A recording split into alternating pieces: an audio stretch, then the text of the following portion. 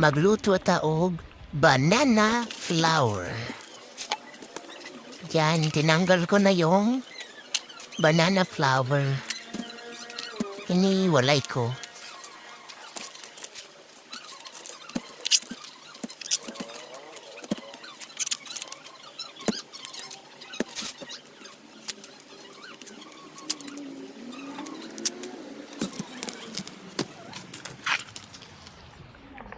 May pa-slow mo pa ako dyan. Oh. Oh, di ba?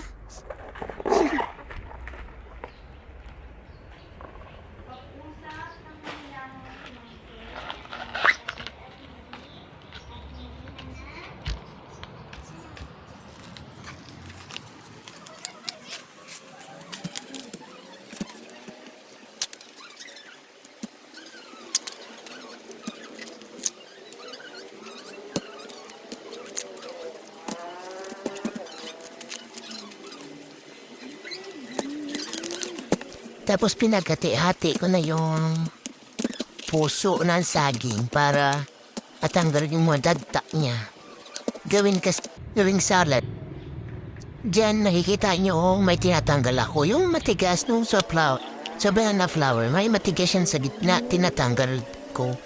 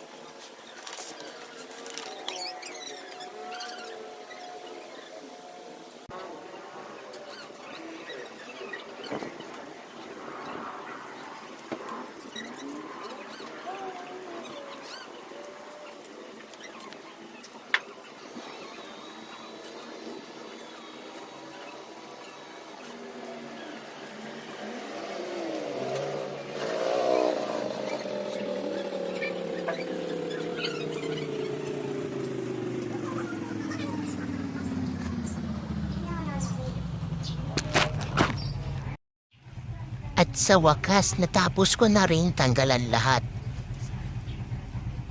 Ang gawin natin, hugasan. Tas ibabad natin yan siya 24 to 48 hours. Nilagay ko na yung banana flour dyan, pero hindi ko nabidyuhan kung ano-ano yung mga pinag-mix ko dyan. Tas ito, hindi ko rin nabidyoan yung pagpahit ng kabali, direct na prito. Direct na siya ng ganyan. O, diba? Antayin niyo na lang na maging golden brown bago niyo kunin.